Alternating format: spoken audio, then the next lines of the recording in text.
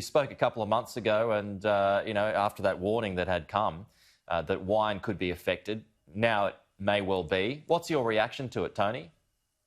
Yeah, thanks, Pete, and good morning. And yes, I wish it was under better circumstances. I think last time we spoke, I was quite confident that we would not be taken on an anti-dumping case.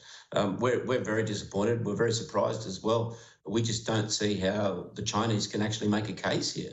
It's very difficult when it's our highest price market anywhere in the world, and we are up. There's only one country that has higher price point wine in that market, and that's New Zealand. So what exactly are they alleging, Tony? For those who might not understand at home, is it basically that we are selling wine to China at a cheaper rate than their local producers?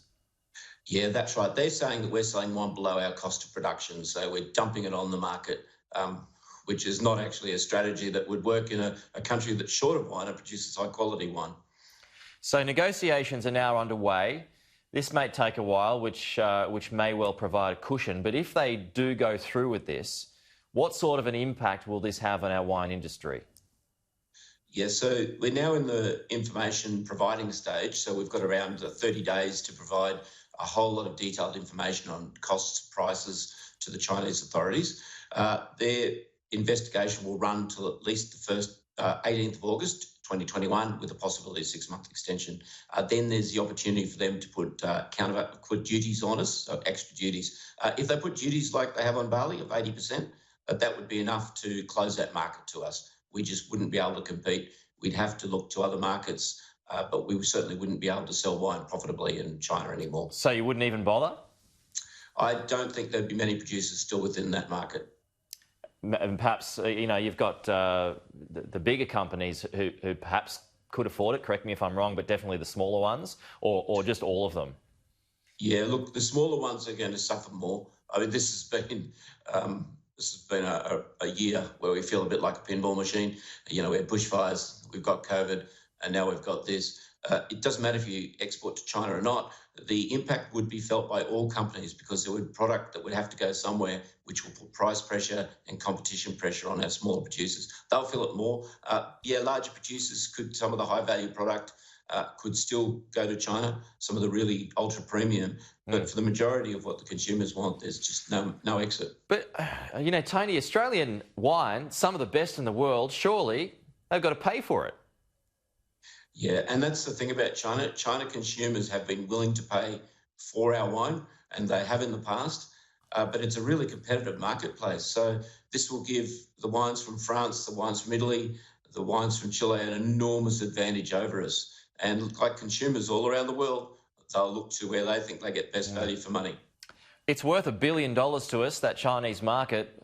How on earth do we make up that shortfall, Tony? It will be very difficult. Obviously, we will look to other markets. We're half what we used to be in the US. We will look to the United States. We'll look to Southeast Asia. We'll look to Northeast Asia. But we haven't lost yet, Pete. We're going to give this our best shot. We're in there. We're taking this seriously. We're taking this on face value, and we don't believe that we've got a case to answer. Do you feel like you are the victim of a more sinister situation here at the moment, Tony? Do you think the wine industry is just getting caught up in a trade war and nothing else? I think there's definitely a political dimension to some of this. I think that it's pretty clear that the Chinese industry who lodged the complaint are suffering. I was on a phone hookup recently with the Ministry of Commerce in China about something completely different, and they were saying that the last 3 years has been very difficult for their industry, and they've been looking for all sorts of support. So I think this is also generated the fact that they've struggled under COVID in particular, but also under pressure of exports for some time. So I think there's a protectionist element in this that you cannot discount. Tony, part of the China-Australia free trade agreement was designed to help Australian wine producers over French producers, which we have done in a big way. So in a sense, are we the victim of our own success here?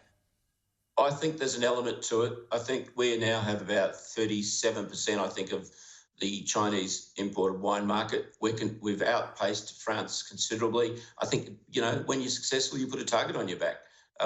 France and Europe did face a similar case to this back in 2013. So we're not the first cab off the rank. And so what lessons have you been able to learn from that?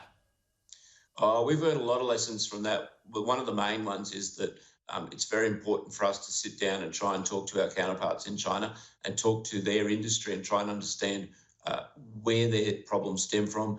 Try and tell them what the issues we have. One of the big things we can do is look at what sort of technical cooperation is possible.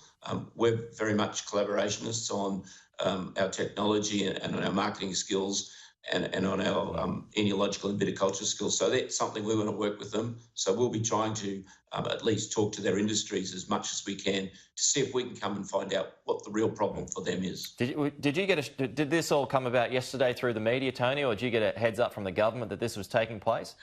I saw Reuters, I think, put out something yesterday morning.